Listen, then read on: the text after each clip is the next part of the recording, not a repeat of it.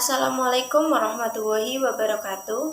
Yang saya hormati Pak Masrur selaku dosen pengampu mata kuliah Sejarah Peradaban Islam dan teman-teman yang saya cintai dan saya banggakan.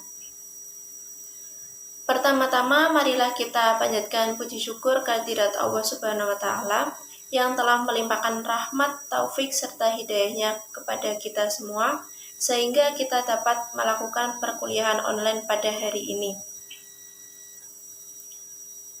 Kami dari kelompok 6 dengan materi Peradaban Islam Masa 3 Dinasti Besar akan mempresentasikan hasil diskusi dari kelompok kami.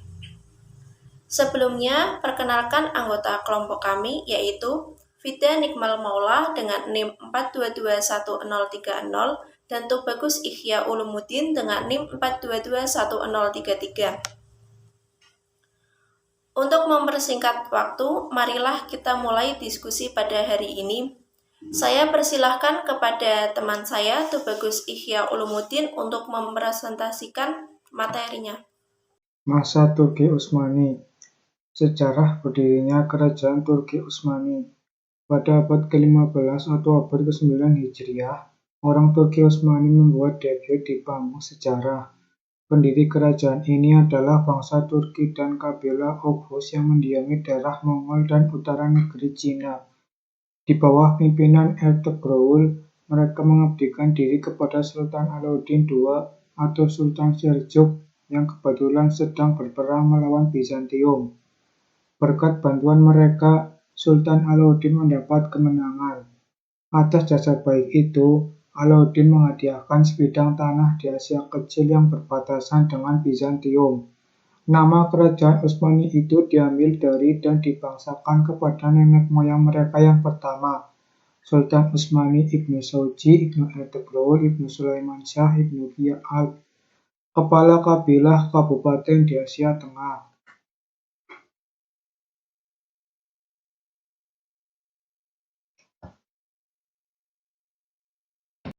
Menaklukkan Konstantinopel.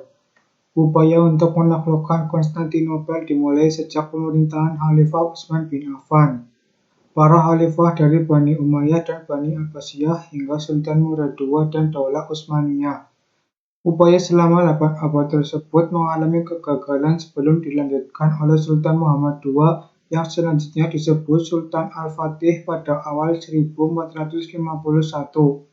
Secara luas bahwa Sultan muda yang berusia 19 tahun akan menjadi penguasa yang mampu dan tidak menimbulkan ancaman besar bagi kedudukan Kristen di Balkan dan Aika. Keyakinan ini diperkuat oleh utusan yang dikirim kepada Sultan Al-Fatih pada awal pemerintahannya. Banyak faktor yang menyebabkan kegagalan tersebut, diantaranya kuatnya tembok Konstantinopel yang tahan terhadap gempuran, senjata Great Fire atau api Yunani yang membakar kapal-kapal, suhu yang sangat dingin, maupun kekacauan dalam negeri Islam itu sendiri. Ketika Sultan Bayezid I tahun 1389 sampai 1403 dari Daulah Utsmaniyah mengerahkan ekspansi ke Konstantinopel, tentara Mongol yang dipimpin oleh Timurlenk melakukan serangan ke Asia Kecil. Pertempuran terjadi dan tentara Utsmani mengalami kekalahan.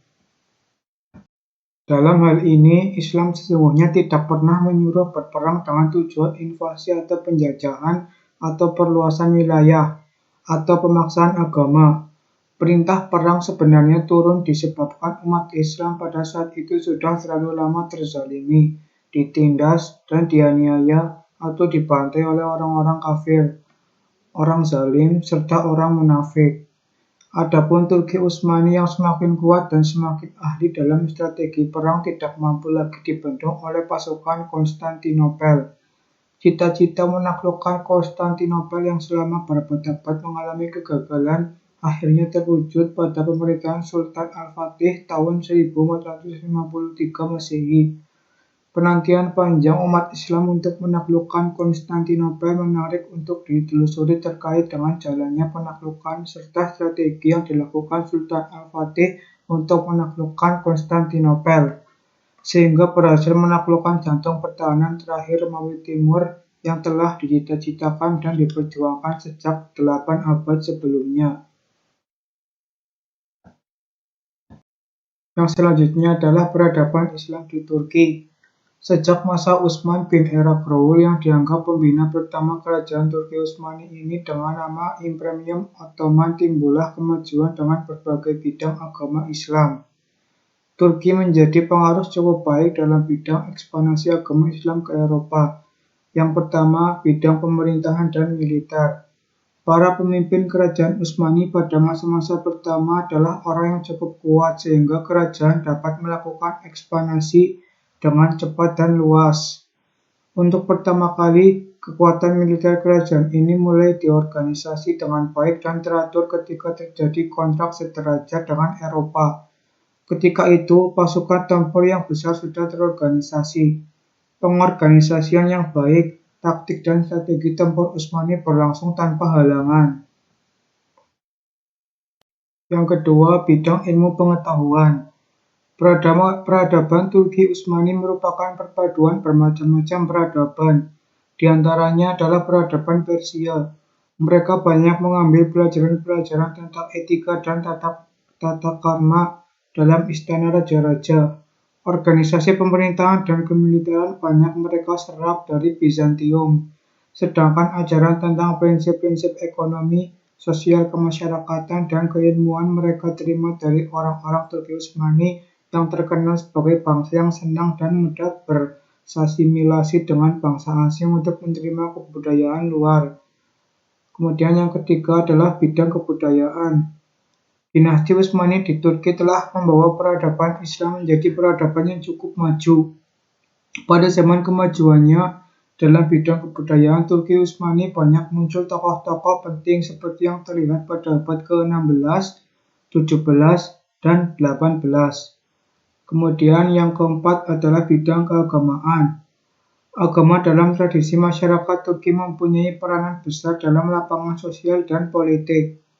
Masyarakat digolong-golongkan berdasarkan agama, dan kerajaan sendiri sangat terikat dengan syariat sehingga fatwa ulama menjadi hukum yang berlaku.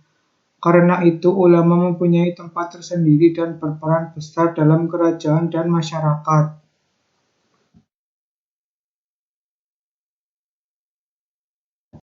Yang berikutnya adalah kemunduran Islam di Turki. Banyak sekali faktor yang menyokong kemunduran Turki. Di antaranya adalah sebagaimana tersebut berikut ini.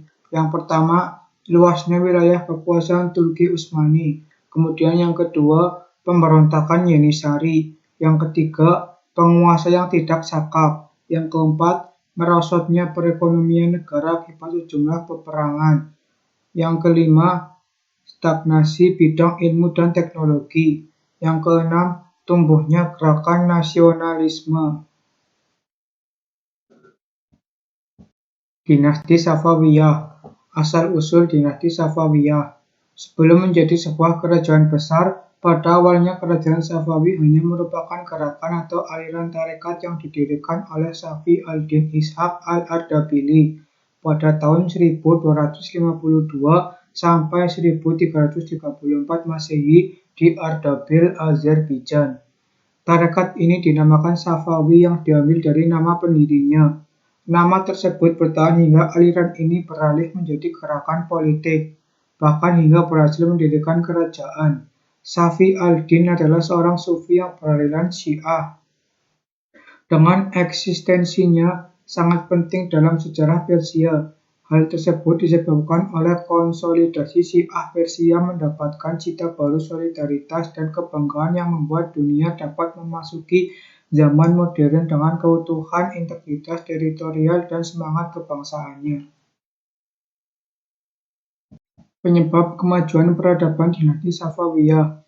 Sama halnya dengan kerajaan-kerajaan lainnya, dalam sejarah perjalanan Safawi telah dicapai kemajuan-kemajuan dalam berbagai bidang, antara lain politik, ekonomi, ilmu pengetahuan, dan kebudayaan militer. Dalam bidang ilmu pengetahuan dan kebudayaan juga mengalami kemajuan. Tradisi keilmuan bangsa Persia terus berlanjut hingga kerajaan Safawi. Ada beberapa ilmuwan yang selalu hadir di istana, seperti Baha al-Din al-Syirazi, generalis ilmu pengetahuan, Sadr al-Din al-Syirazi, filosof, Muhammad Baqir Ibnu Muhammad Damad, sejarawan, teolog, dan ilmuwan. Dalam bidang pengkajian keislaman, kaum Syiah gemar melakukan ijtihad dan bagi mereka pintu ijtihad tidak pernah tertutup. Dalam bidang kebudayaan, kota Isfahan sebagai ibu kota kerajaan Safawi dan merupakan kota yang sangat indah. Di kota ini berdiri bangunan-bangunan yang megah lagi indah seperti masjid, rumah-rumah sakit, sekolah-sekolah, jembatan raksasa, dan istana Chihil Sutun. Dari segi arsitekturnya nampak jelas keindahannya. Kota ini diperindah oleh taman wisata yang ditata secara apik. Bidang militer ini sangat mewarnai sejarah perkembangan kerajaan Safawi, mulai dari Safi al-Din sampai Abbas III. Pada masa Ismail I, tentara-tentara tersebut terbentuk dalam satu pasukan Qizibasi yang bermarkas di Hilan. Pada masa Abbas I, dua orang Inggris, Sir Anthony dan saudaranya Sir Robert Charlie, datang di kerajaan Safawi untuk bekerja sama di dalam bidang ini. Keduanya mengajarkan tentang ilmu perang supaya kerajaan dapat melawan musuh, terutama cara membuat meriam. Bidang politik ini kondisi politik Safawi yang menurun bangkit kembali. Abbas I mampu menguasai situasi politik kerajaan.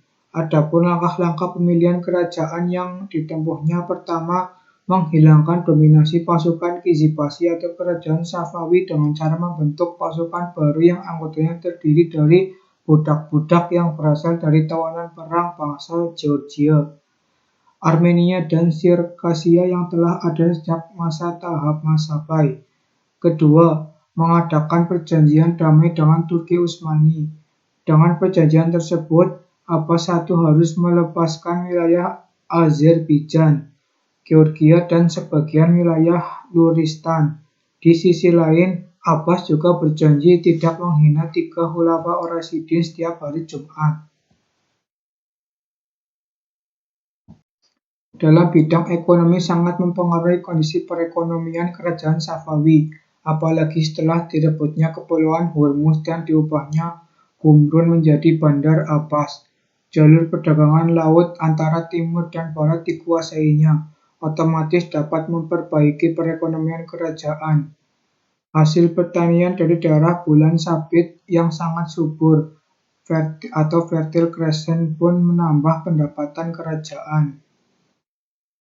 Keruntuhan dinasti Safawiyah. Faktor-faktor intern mundur dan kehancuran kerajaan Safawi adalah sebagai berikut. Yang pertama, pada masa Safi Mirza dan Soha Abbas II, B. Terjadinya perebutan kekuasaan dalam kerajaan yang disebabkan oleh tradisi penunjukan raja. C. Dekadensi moral para raja-raja dan watal mereka yang kejam. Selanjutnya, faktor ekstern menyebabkan kemunduran, bahkan menjadi faktor kehancuran kerajaan Safawi adalah konflik berkepanjangan dengan Turki Utsmani dengan Safawi yang tidak berhenti mengakibatkan lemahnya kekuasaan Safawi. Kelemahan-kelemahan tersebut mengundang keberanian musuh untuk merampas daerah-daerah kekuasaannya. Ditambah lagi dengan banyaknya daerah dalam wilayah kekuasaan Safawi melepaskan diri dan melakukan pemberontakan daerah-daerah yang melepaskan diri terhadap kerajaan. Dari faktor intern dan ekstern di atas, kerajaan Safawi akhirnya mengalami kehancuran dan berakhirlah kekuasaan dinasti Safawi di Persia pada tahun 1736 Masehi yang dijatuhkan oleh Nadir Shah, seorang kepala salah satu suku bangsa Turki yang ada di Persia ketika itu. Yang ketiga yaitu dinasti Mughal atau Mongol. Asal-usul dinasti Mughal. Kerajaan Mughal di India melalui proses yang demikian panjang. Latar belakang sejarahnya dapat dilihat setelah rapuhnya Kesultanan Delhi tahun 1992 sampai 1525 Masehi. Tepatnya pada periode Khalji dan Tughlaq. Kemudian dilanjutkan oleh keluarga Sayyid 1414 sampai 1451 Masehi, serta keluarga Lodi 1451 sampai 1512 Masehi. Pada saat itu, kondisi kekuasaan Islam di India mengalami kemunduran dan menunjukkan hal yang sangat rumit, yakni bangkitnya pikiran lama yang percaya bahwa setiap kerajaan yang merdeka adalah khalifah di tengah-tengah lingkungannya sendiri. Sebagai akibatnya, muncul tokoh-tokoh sentral kerajaan dari berbagai daerah yang ada di India. Kemajuan dinasti Mughal membentuk landasan institusional juga landasan geografis bagi kekuatan imperiumnya. Corak pemerintahan Mughal yang dijalankan Akbar adalah sebuah elit militer politik yang pada umumnya terdiri dari pembesar-pembesar Afgan, Iran, dan Turki, dan Muslim asli India. Kesan-kesan keberhasilannya diwarnai dengan suksesnya menata politik kenegaraannya. Pembangunan ekonomi dimulai dari pengembangan sistem irigasi. Perdagangan ia kembangkan dengan sistem ekspor-impor dari industri-industri seperti tekstil, keramik, dan kerajinan tangan lainnya. Kemunduran dinasti Mughal. Adapun hal-hal yang menyebabkan kemunduran kerajaan Mughal antara lain karena kekuasaan politiknya mulai merosot. Suksesi kepemimpinan di tingkat pusat menjadi ajang perebutan. Gerakan separatis Hindu di India Tengah, Sikh di belahan utara, dan Islam di bagian timur semakin lama semakin mengancam. Sementara itu, para pedagang Inggris yang untuk pertama kali diizinkan oleh Jahangir menanamkan modal di India dengan didukung oleh kekuatan bersenjata semakin kuat menguasai wilayah pantai. Ada beberapa faktor yang menyebabkan kekuasaan dinasti Mughal itu mundur pada saat setengah abad terakhir dan membawa kepada kehancuran pada tahun 1858 Masehi. Adapun faktor-faktor tersebut adalah 1. Terjadinya stagnasi dalam pembinaan kekuatan militer sehingga operasi militer Inggris di wilayah-wilayah pantai tidak dapat segera dipantau oleh kekuatan maritim Mughal. Begitu juga kekuatan pasukan darat, bahkan mereka kurang terampil dalam menoperasikan persenjataan buatan Mughal sendiri. Yang kedua, kemerosotan moral dan hidup mewah di kalangan elit politik yang mengakibatkan pemborosan dalam penggunaan uang negara. Yang ketiga, pendekatan Aurangzeb yang terlampau kasar dalam melaksanakan ide-ide Puritan dan kecenderungan asketismenya, sehingga konflik antar agama sukar diatasi oleh sultan-sultan sesudahnya. Yang keempat, semua pewaris tahta kerajaan pada paro terakhir adalah orang-orang lemah dalam bidang kepemimpinan. Kesimpulan, pada abad ke-15, abad ke-9 Hijriah, orang Turki Utsmani membuat debut di panggung sejarah. Pendiri kerajaan ini adalah bangsa Turki dan kabilah Oghuz yang mendiami daerah Mongol dan utara negeri Cina. Nama kerajaan Utsmani itu diambil dari dan dibangsakan kepada nenek moyang mereka yang pertama, Sultan Utsmani Ibnu Sauji Ibnu Ertugrul Ibnu Sulaiman Syah Ibnu Qiyah, kepala kabilah di Asia Tengah. Kerajaan Utsmani berkuasa sekitar 625 tahun, 1299 sampai 1924 Masehi. Tidak kurang dari 38-40 sultan yang memerintah di kerajaan tersebut. Sebelum menjadi sebuah kerajaan besar, pada awalnya kerajaan Safawi hanya merupakan gerakan atau aliran tarekat yang didirikan oleh Safi al-Din Ishaq al-Ardabili 1252 sampai 1334 Masehi di Ardabil, Azerbaijan. Tarekat ini dinamakan Safawi yang diambil dari nama pendirinya. Nama tersebut bertahan hingga aliran ini beralih menjadi gerakan politik, bahkan hingga berhasil mendirikan kerajaan. Asal-usul berdirinya kerajaan Mughal di India melalui proses yang demikian panjang.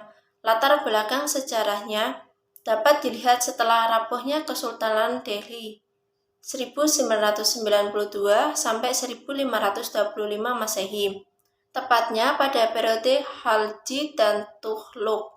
Kemudian dilanjutkan oleh keluarga Sayyid 1414 sampai 1451 Masehi, serta keluarga Lodi 1451 sampai 1512 Masehi.